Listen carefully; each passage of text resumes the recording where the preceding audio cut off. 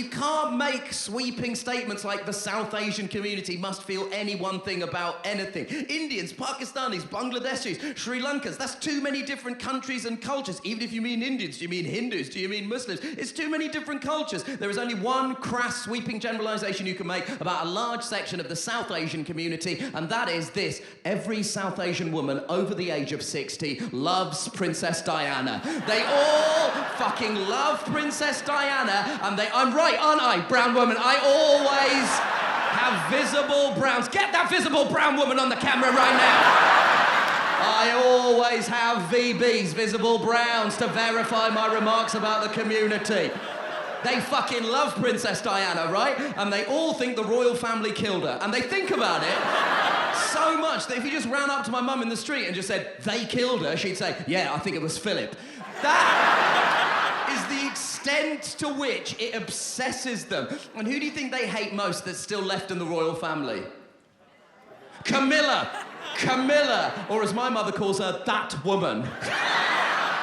That is how my mother refers to the reigning Queen of England by the phrase, that woman. And at one point, during the interminable coronation process, they were going to give that woman the Queen Mother's old crown. Now, this is a controversial object, because it contains within it the largest remaining piece of the Koh-i-Noor diamond. This is a diamond British troops stole from India, smashed, and placed the largest remaining piece of in the Queen Mother's old crown. Now, that whole story was a surprise to me as someone who studied British history in the British education system. Because as far as I learned, all we did in India was just be cool legends, and all we came back with were some great memories and the word veranda. But no, it turns out there were some proper bad apples on the rob.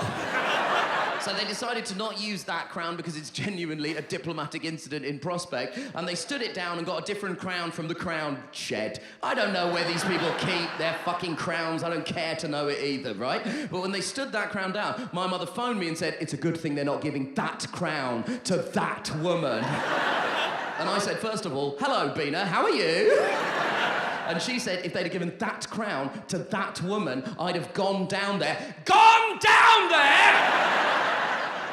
and ripped out the jewel myself. Now listen, none of us in this room, least of all me, wants to see my mother assassinated by the Secret Service. But I think we can all also agree, if she had gone down there, it would have livened up the most boring day of television in the history of this country that we somehow managed to inflict on the entire fucking world.